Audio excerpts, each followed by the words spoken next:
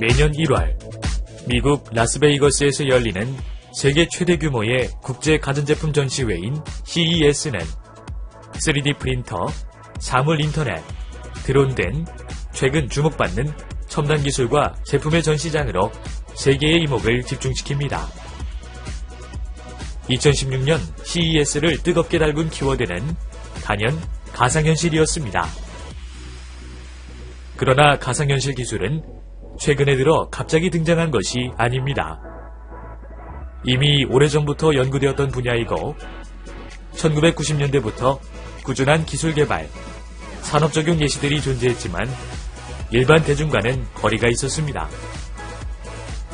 그런데 이렇게 갑자기 대중의 뜨거운 관심을 받게 된 계기는 무엇일까요? 2012년 미국의 한 스타트업인 오큘러스는 VR 기기를 제작하기 위해 크라우드 펀딩을 시작하게 됩니다. 크라우드 펀딩이란 소셜미디어나 인터넷 등의 매체를 활용해 자금을 모으는 투자 방식인데 오큘러스가 단 한 달 만에 모은 금액은 약 244만 달러였습니다. 이는 목표 금액인 25만 달러 대비 약 10배에 해당하는 액수였습니다.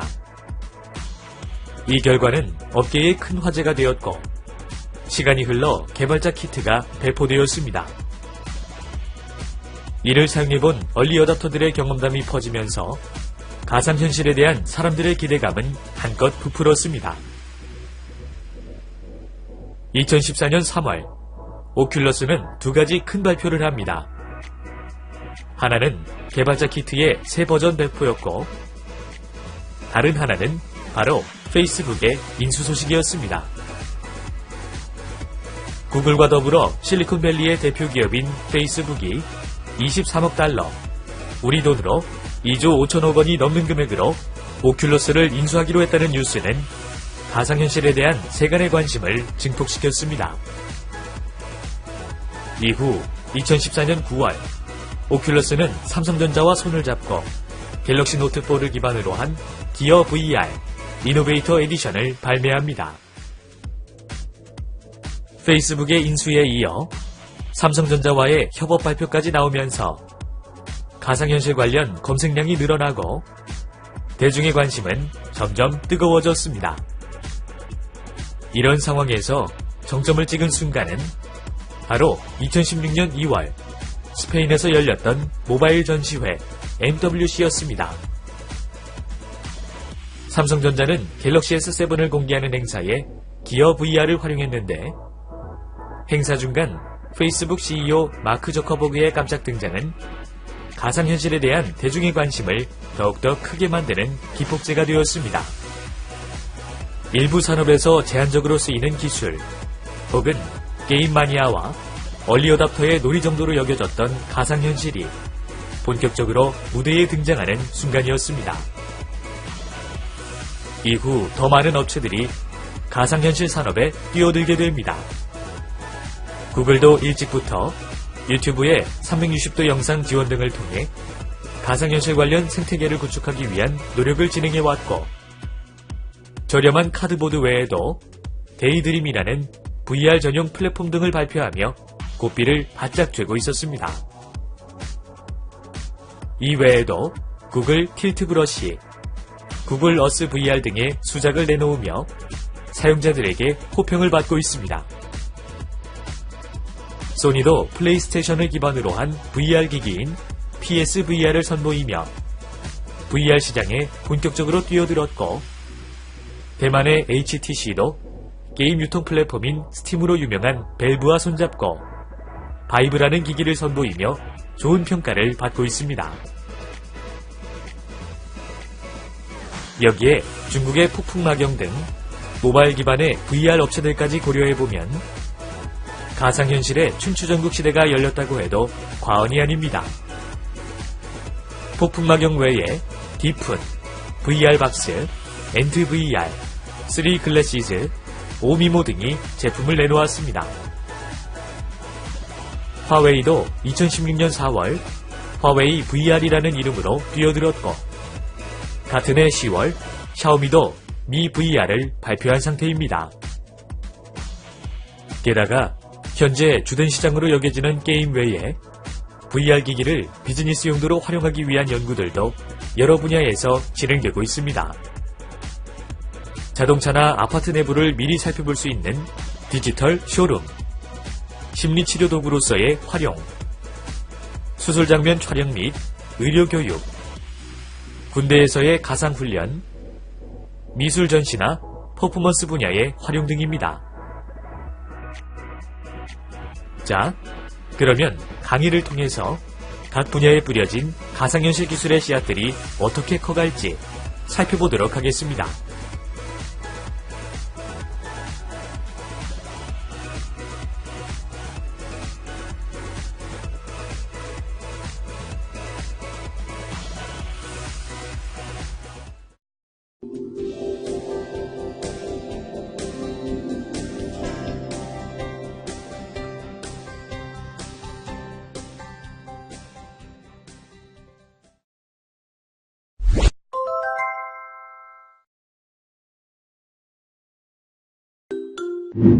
오늘 배울 내용을 소개해드리겠습니다.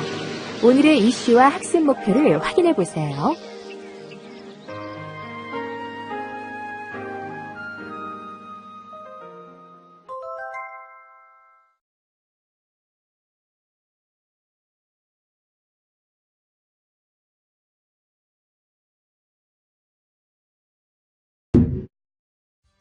학습을 시작하기 전 여러분의 사전 지식을 테스트해 보도록 하겠습니다. 제시되는 질문에 yes 또는 no로 답해 주세요. 스타트 버튼을 클릭하여 사전 지식 테스트를 시작해 볼까요?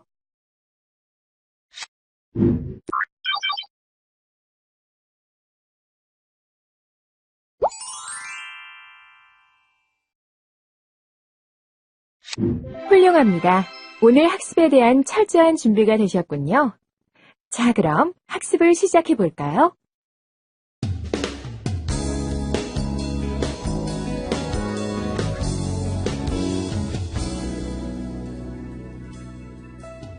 강의를 진행하기 전에 제 소개를 먼저 드려야 될 것 같습니다. 저는 VR을 이용한 아트 퍼포먼스 또는 오프닝 쇼, 그리고 VR 전시관 같은 VR 프로젝트들의 기획을 담당하고 있습니다.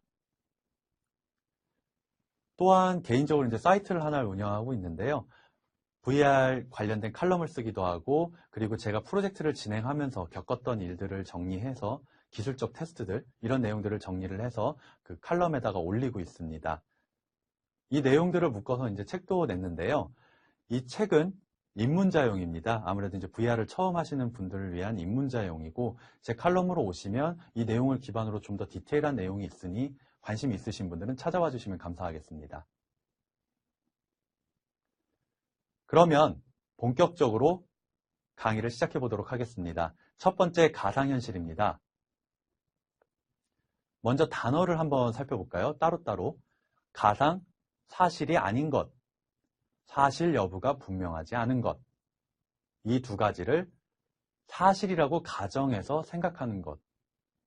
현실, 현재 실제로 존재하는 사실이나 상태. 뭔가 이 두 단어가 서로 어울릴 것 같지 않은데 합쳐져서 가상현실이란 단어를 만들고 있습니다. 정의를 한번 보죠. 컴퓨터 그래픽으로 만들어낸 실제와 유사하지만 실제가 아닌 공간이나 상황입니다. 혹자는 이 가상현실이라는 용어 대신에 인공현실이라는 이제 표현을 쓰는데요. 저는 이제 아무래도 이 강의에서는 사람들이 많이 쓰는 가상현실이라는 단어를 사용하도록 하겠습니다.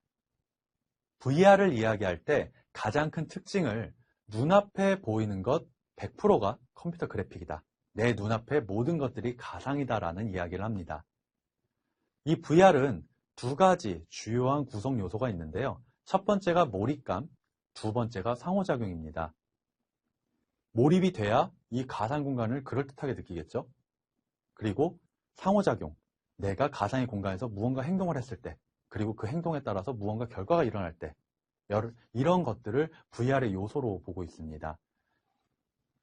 혹자는 세 번째로 상상력을 이야기하기도 하는데요. 이 상상력 같은 게 사람마다 좀 생각이 달라서 저는 이 두 가지, 몰입감과 상호작용 두 가지에 대해서만 말씀을 드리도록 하겠습니다.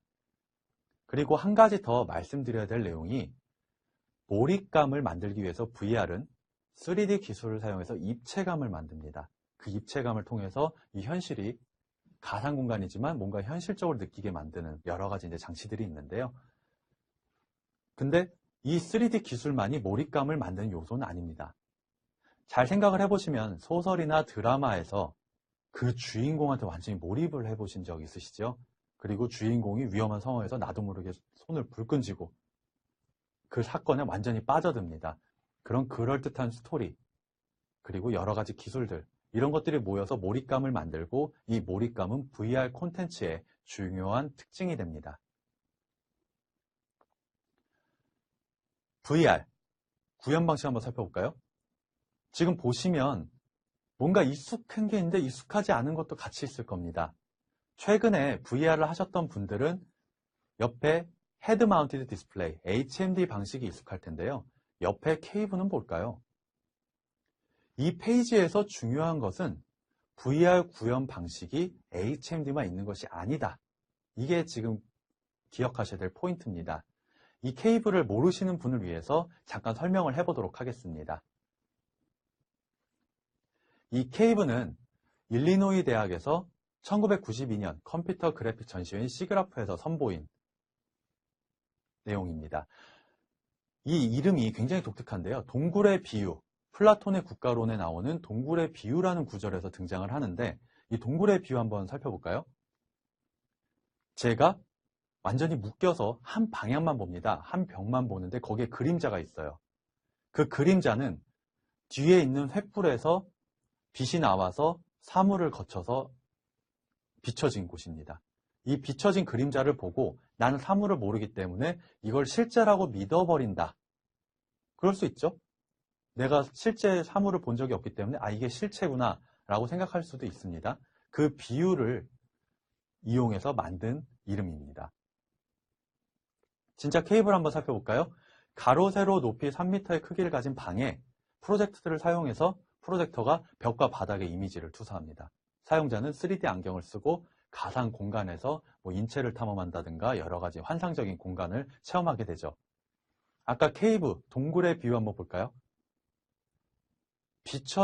빛으로 비춰진 가상의 그림자를 보고 실제라고 믿어버린다.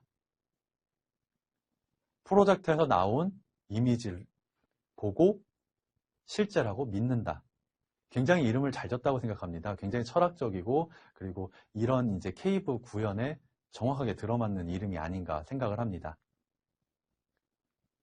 이런 사례들을 한번 살펴봤더니 서블리모션 레스토랑이라는 재밌는 사례가 하나 있네요. 벽이랑 심지어 탁자까지 디스플레이가 됩니다. 위에서 프로젝터가 쏘기도 하고 여러 가지 이제 장치들이 있죠. 그러면서 음식이나 그리고 코스에 맞춰서 여러 가지 이제 다양한 이미지들을 보여줍니다. 식사 가격이 엄청나죠. 저도 한번 나중에 꼭 가보고 싶은 곳 중에 하나입니다. 실제로는 이렇게 디스플레이를 하려면 너무 돈이 많이 들기 때문에 앞이나 옆 정도를 꾸며놓고 사용하는 경우도 있습니다. 이런 케이브 타입은 예전에 이제 HMD가 무겁고 쓰기가 어렵고 비쌌기 때문에 예전에 이제 가상현실 쪽에서 많이 쓰였는데요. 특히 기업체 쪽에서 많이 쓰였습니다. 예전에는 목업을 만들면 비용이 굉장히 많이 들었습니다. 그래서 이거를 디지털화할 수 없을까? 디지털화해서 케이브 방식으로 보여주면 어떨까? 이런 이제 아이디어들이 나왔죠. 이거를 디지털 쇼룸이라고 하기도 합니다. 1995년에 비행기 목업을 디지털화한 사례가 있고요. 그리고 여러 가지 자동차라든가 도시 같은 것들을 꾸며놓고 이 공간 안에서 돌아보면서 살펴보는 형태가 되겠죠. 이게 만약에 유물이라면 전시장이 될 것이고 자동차라면 자동차 쇼룸이 될 것입니다. 훈련 및 테스트에도 사용하는 사례들이 있습니다. 특히 군대에서 많이 사용을 하는데요. 전차병이라든가 아니면 보병의 훈련에 사용하기도 하고요. 그리고 조종사 같은 경우에는 아무래도 훈련에 돈이 많이 들지 않겠습니까? 그래서 가상의 시뮬레이터에서 비행기 조종을 체험한다든가 그리고 드라이빙 시뮬레이션 센터 같은 경우에는요. 이 한국 타이어에서 운영 중인 건데 실제 타이어를 사용하기 전에 가상에서 한번 확인해 보는 정도 또는 이 타이어가 어느 정도 성능을 낼지 시뮬레이션을 돌려본 용도로도 활용을 하고 있습니다. 이 내용들을 보면 공통점이 있죠. 기업이나 이런 훈련들 테스트, 디지털 쇼룸이나 훈련 및 테스트에서 사용하는 방식을 보면 비용이 많이 드는 것을 가상현실 기술을 이용해서 비용을 절감하고 위험할 수도 있는 여러 가지 프로젝트들을 가상의 공간에서 한 번 더 시뮬레이션 해보는 역할을 합니다. 그럼 여기에 그냥 단순히 화면만 움직이는 것이 아니라 유압장치를 달면 더 재밌는 동작이 가능하겠죠? 특히 플라이트 시뮬레이터, 조종사들이 사용하는 이제 시뮬레이터 이런 것들이 많은데요. 내가 움직이면 같이 시뮬레이터가 움직이면서 몸이 움직이는 형태로 구성되어 있습니다. 로봇팔이 될 수도 있고요. 그러면 여러분들이 익숙하신 HMD 방식입니다. HMD는 뭐 이제 많이들 노출이 됐으니까 많이들 아시겠죠? 뭐 홀로렌즈라든가 이전에 유명했던 구글 글래스, 그리고 뭐 PSVR, 기어 VR 같이 여러 가지 이제 VR 기기들, 그리고 조종사 헬멧 등이 있습니다. 모두 머리에 쓰기 때문에 헤드 마운티드 디스플레이라고 합니다. 이런 것들을 이용해서 로봇이랑 접목한 사례가 있는데 한번 살펴볼게요. 지금 이미지를 보시면 게임의 캐릭터인데요. 자체 인공지능도 있지만 외부의 제어 프로토콜을 통해서 명령을 받고 움직입니다. 그럼 이거를 사람이 움직이면 어떨까요? 지금 보시면 오큘러스 리프트를 쓰고 로봇의 팔을 움직이면 바로 앞에 있는 로봇이 그에 맞춰서 움직입니다. 터지기 쉬운 풍선을 조심스럽게 들어올리기도 하고 바늘에 실을 꿰 정도로 정밀하게 조금씩 움직일 수도 있습니다. 놀랍게도 이건 디즈니 쪽에서 연구 중인 내용인데요. 디즈니는 원래 이런 쪽에 관심이 많습니다. 사람 인형을 움직이는 것, 그리고 뭐 동물을 움직인다든가 아니면 도널드 덕처럼 인기 캐릭터들을 이제 캐릭터 쇼에서 움직인다든가 여러 가지 이제 로봇 기술들이 있는데요. 이거를 좀 더 발전시킨 사례라고 보면 되겠습니다. 이런 것들을 어디에 주로 쓸 수 있을까요? 한번 살펴보겠습니다. 제어 프로토콜을 사람이 직접 동기화해서 조종하는 형태. 여러 가지 장점이 있겠죠? 일단 안전하고 빠르게 전문가가 해당 지역으로 갈 수 있습니다. 원래 차 타고 가면 2시간인데 바로 접속하면 끝. 또는 소수의 전문가 인력이 넓은 지역을 커버할 수도 있습니다. 5군데를 가야 되면 예전 같으면 5명이 필요할 수도 있잖아요. 근데 한 명이 바로바로 탁탁탁탁탁 이렇게 접속을 할 수도 있겠고, 또는 인간이 들어가기 어려운 위험 지역, 폭탄이 터진다든가 아니면 방사능이 있다든가 이런 데서 수리 활동이 가능하겠죠. 예전에 나사에서는 로봇을 움직여서 내가 이렇게 본 상태에서 로봇을 움직여서 행성 표면에서 뭐 흙을 채취하다든가 여러 가지 이제 활동을 하는 데모 시나리오를 만든 적이 있고요.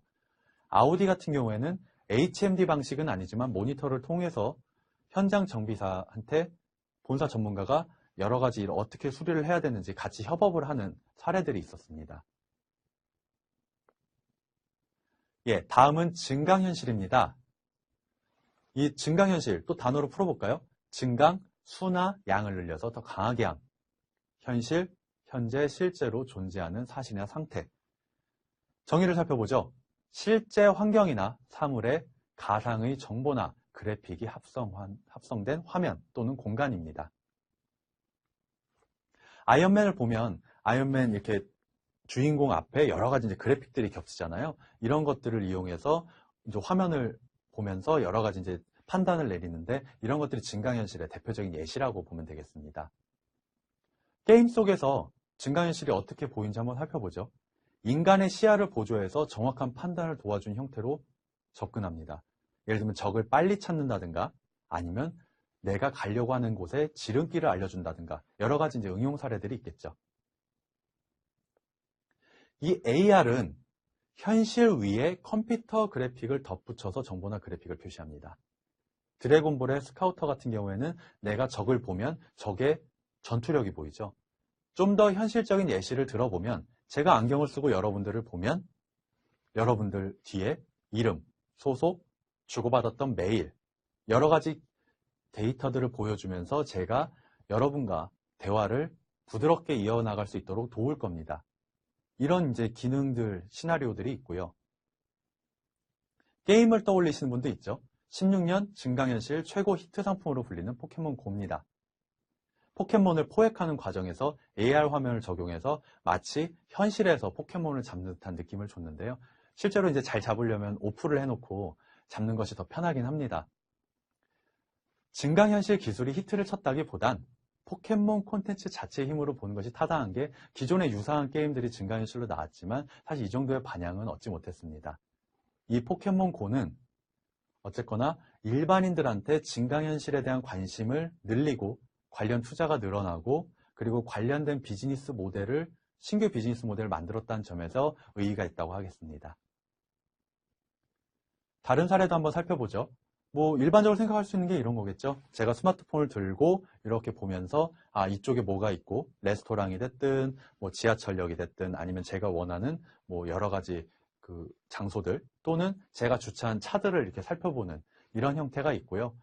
스냅챗 같은 경우에는 이 얼굴을 분석해서 이 얼굴에 맞춰서 그래픽을 입혀줍니다. 이 그래픽을 입혀주고 그리고 또 재밌는 묘사들이 가능하죠. 자, 그러면 이제 강의 요약해 보겠습니다. VR은 눈앞에 100% 컴퓨터 그래픽을 표시합니다. AR은 현실에 컴퓨터 그래픽이 섞인 화면, 그래픽이 될 수도 있고요. 스냅챗처럼 아니면 그냥 일반적인 텍스트 정도가 될 수도 있습니다. 그래서 완벽하게 가상 그리고 현실과 가상이 섞인 형태, 이렇게 VR, AR을 구분하시면 되겠습니다. 그리고 아까 VR 구현에 두 가지 방식이 있다고 말씀드렸잖아요. 케이브 방식, HMD 방식. 이 케이브 방식과 HMD 방식은 서로 장단점이 있습니다. 케이브 방식은 사면을 만드는데 비용이 더 들 수도 있겠죠. 그리고 하지만 여러 명이 들어와서 이렇게 같이 체험을 할 수 있는 장점이 있습니다. 그리고 3D 안경같이 좀 가벼운 것들을 쓸 수가 있고요. HMD 방식은 좀 더 시야를 차단하면서 몰입감 있는 화면을 보지만 한 사람당 하나씩 필요하다는 단점이 있기도 합니다. 이거는 프로젝트의 성격이나 운영 시나리오에 따라서 결정하시면 되겠습니다. 저 같은 경우는 이제 VR 전시관을 운영을 했었는데요. 사람들에 따라서 HMD, 머리에 쓰는 걸 싫어하시는 분도 있습니다. 특히 VIP 같은 경우에 이분한테 꼭 씌워드려야 되는데 HMD를 안 쓰시겠다고 하는 케이스도 있었거든요. 이런 경우에는 상황에 따라서 케이브 방식을 고려하는 것도 방법이 될 수 있겠습니다. 케이브 방식은 요새 이제 단순히 이렇게 프로젝터를 쏘는 방식 외에도 이제 모니터들 LCD가 이제 싸지다 보니까 여러 대의 LCD를 덧붙여서 굉장히 큰 화면을 구성하는 경우도 있습니다. 그리고 세 번째, VR의 주요 특징으로 아까 몰입감, 상호작용 말씀드렸고요. 몰입감을 느끼게 하기 위해서 3D 입체 기술들이 들어가지만 몰입감이 꼭 기술뿐만이 아니라 흡입력 있는 스토리 등 여러 가지 몰입감을 만드는 여러 가지 장치들이 있다고 말씀을 드렸습니다. 그러면 이번 시간에는 가상현실, 증강현실에 대해서 알아봤는데요. 다음 시간에는 기사에도 많이 나오고 있죠. 가상현실, 증강현실, 그리고 또 VR, AR 다음에 MR 이야기가 나오고 있습니다. 이 MR에 대한 이야기를 해보고요. 또 이제 모의현실이라고 있습니다. SR 관련 내용들을 한번 살펴보도록 하겠습니다. 감사합니다.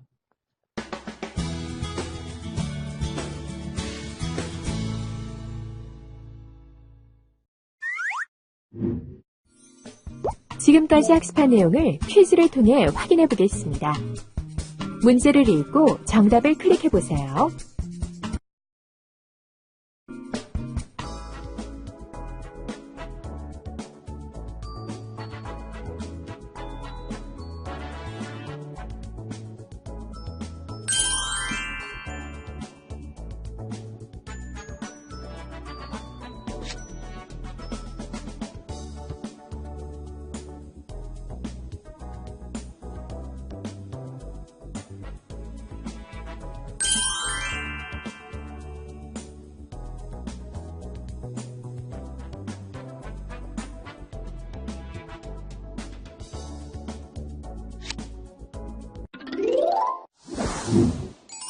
오늘의 핵심 내용을 정리해 보겠습니다.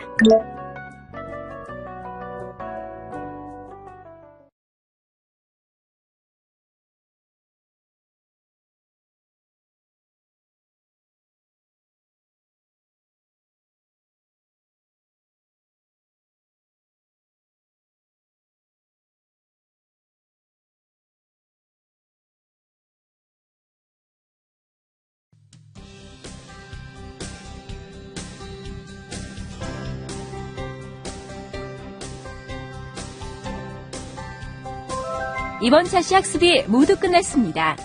다음 차시에서 학습하실 내용도 미리 확인해 주세요. 수고하셨습니다.